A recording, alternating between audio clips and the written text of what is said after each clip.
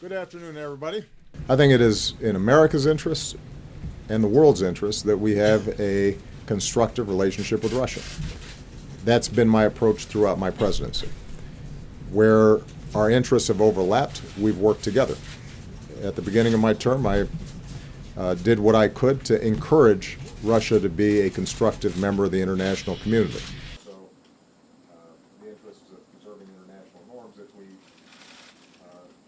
make sure that on nuclear issues, in my first term, we negotiated the START II treaty, and that has substantially reduced our nuclear stockpiles, both Russia and the United States. I was prepared to go further. I told President Putin I was prepared to go further. They have been unwilling to negotiate.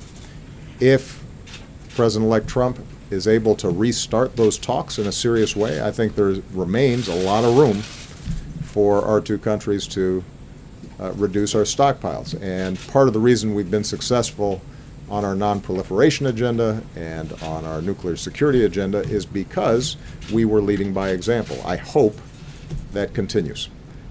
Serious and significant improvement.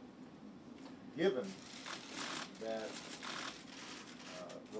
that shift in the relationship. The policy that we had in place with wet foot, dry foot, which treated Cuban emigres completely different from folks from El Salvador or Guatemala or Nicaragua or any other part of the world. One that made a distinction between whether you got here by land or by foot. That was a carryover of a old way of thinking that didn't make sense in this day and age, particularly as we're opening up travel between the two countries. First year, second year, all the way until last year. I continue to be significantly worried about the Israeli-Palestinian issue.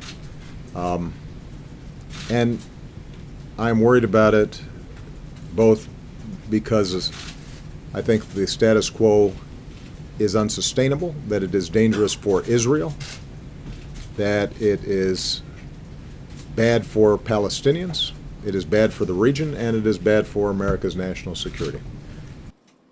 President Abbas's ability to move and take risks on behalf of peace.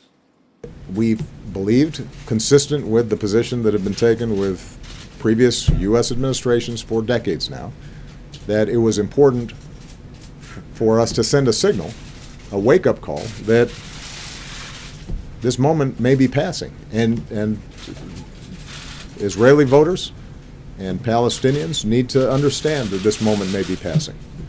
And hopefully that then creates a debate inside both Israeli and Palestinian communities that won't result immediately in peace, but at least will lead to a more sober assessment of what the alternatives are.